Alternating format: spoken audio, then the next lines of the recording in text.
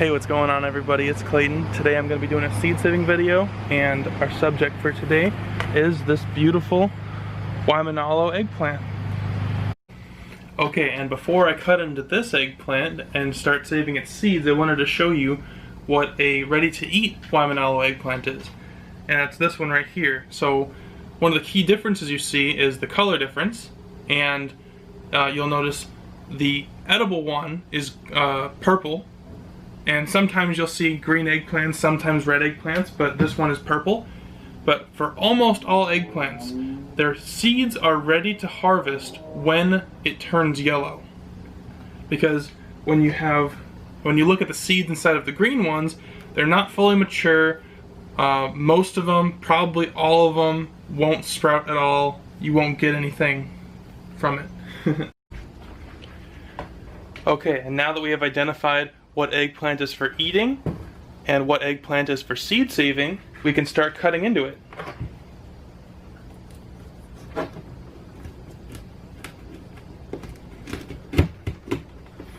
You can see that it's a lot more green on the inside of this eggplant,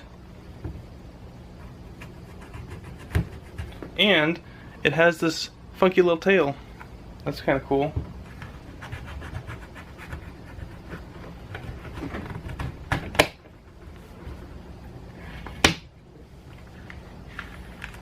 Ooh, look at that.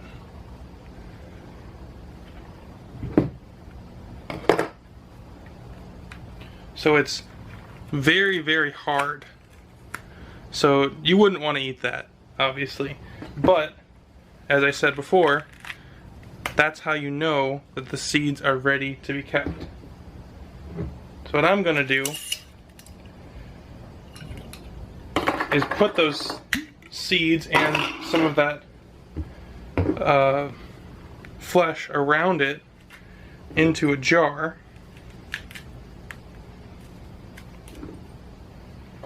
Trying to remove whatever flesh I can. On some of these, it's actually kind of easy and fun to use a spoon to scoop out the inside, but this one's pretty hard.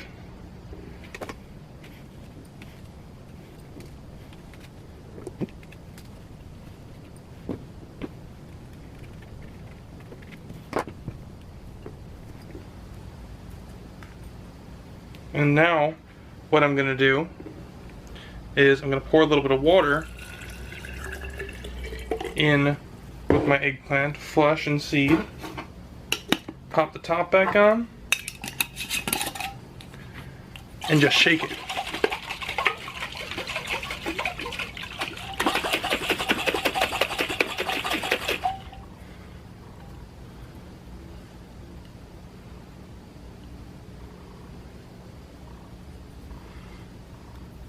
And now you can see that a few of your seeds have already settled down to the bottom. And if you are not worried about saving too many seeds, that can be the perfect, easy way to collect those seeds. If you are looking for production numbers, like if you're selling your seeds wholesale, then what I've seen some people do is they'll actually put all of their eggplant cut up into a blender, and then they'll pulse it a few times just to break up that flesh even more, and then they'll pour it off, because just pulsing it doesn't actually break up the seed. Alright, and now that I told you guys about the blender, I figured I'd show you. So I already pre-cut up a few pieces of the eggplant. You can see tons and tons of seeds. Eggplants have a lot of seeds, and I just add those all to the blender. I'm putting in plenty of water.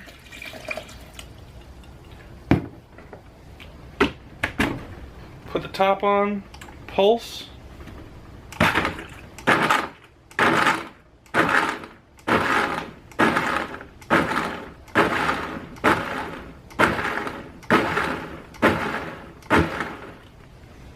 And just after that short time, let's see what we've got.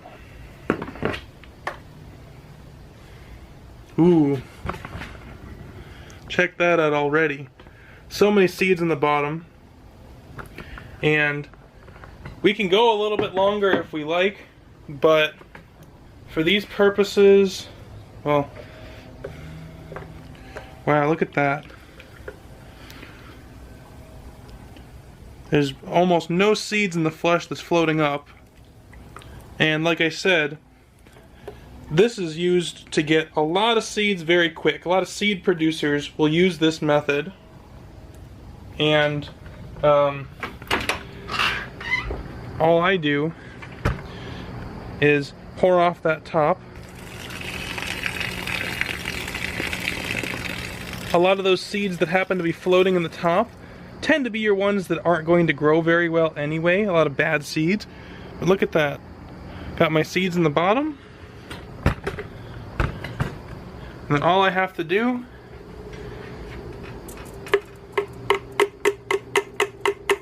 is pour them into the strainer, and then I can put them on some wax paper.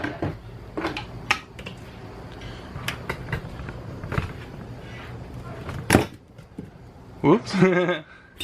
Trying to keep a clean surface is always best, but as soon as I get them on parchment paper or wax paper, I just spread them out as best I can. They're not nearly as sticky as tomatoes when they come right out of the fruit. The benefit of eggplants is you don't have to ferment them, just like how you have to do with tomatoes to get them not to stick to each other.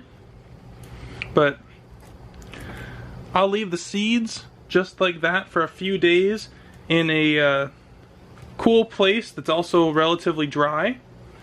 And then as soon as I can feel that they're pretty dry, I'll take the seeds and I'll put them in a bag with a desiccant pack of some sort. You can get these with your vitamins, with if you get any medications. A lot of pill bottles will come with a desiccant pack of some sort. Try to do one that is food grade. You can also buy them separately. But yeah, I hope that was very helpful for you, and please like and subscribe.